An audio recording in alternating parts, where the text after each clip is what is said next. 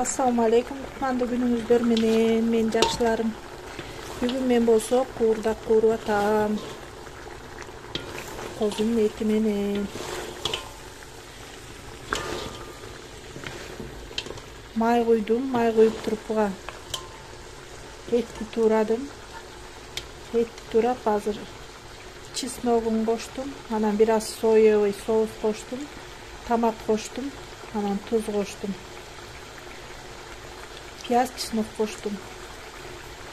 Азыр муну жакшылап кууруп аламын дагы, андан кийин картошкасын салам. Жакшылап кууруп, кыздар, суу куюп туруп деле жарым саат, 1 саат кайнатып эти бышкандан кийин картошканы салсаңыздар болот.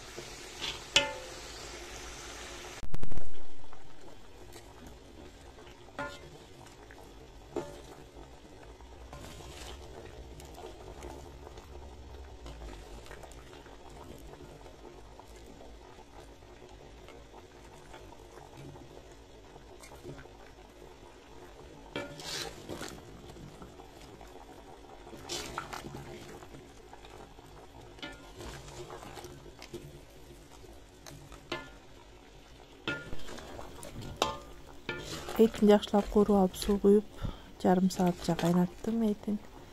Азыр эти бышып калды, анан үстүнө картошкасын салып салдым. Азыр муну дагы жарым сааттан ашык демдеп коем, 1 саатча. Эгер суусуз болуп калса, кыздар үстүнө кайнаган суудан куюп демдеп турсаңыздар болот. Көп куйбаңыздар, бирок аздан түбүнө тартып күйүп кетпеш үчүн куюп туруңуздар. Мынакей биздин куурдак пышты. Баарыңыздардын тамагыңыздар таттуу болсун. Кармаган орозоңуздар кабыл болсун.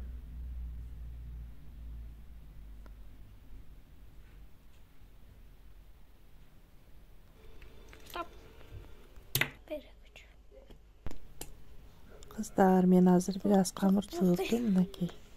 3 жумурткага эле эч нерсе кошпостон камыр жуурдум, аз жакжак жасайм.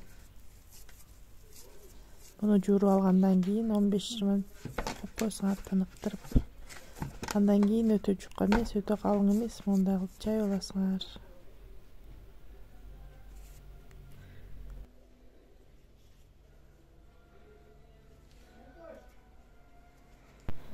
Андан кийин мына кесмедей кылып мындай ичке чыгып кесип аласыңар дагы.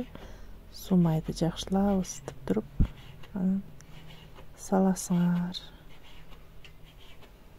Мен азыр табакка эле суу май куюп, мындай кайнагандан кийин бир аздан салып бышыра берем. Кыздар, көп салбаңыздар, ташып кетет. Мынакей мындай кылып туруп эле борсоктой кылып бышырып алабыз.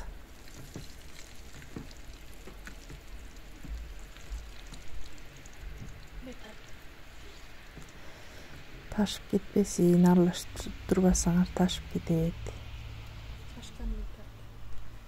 Муну казанга бышырсаңар да болот, сковородкага бышырсаңыздар да болот. Мен болсо мындай табак эле бышырып жатам.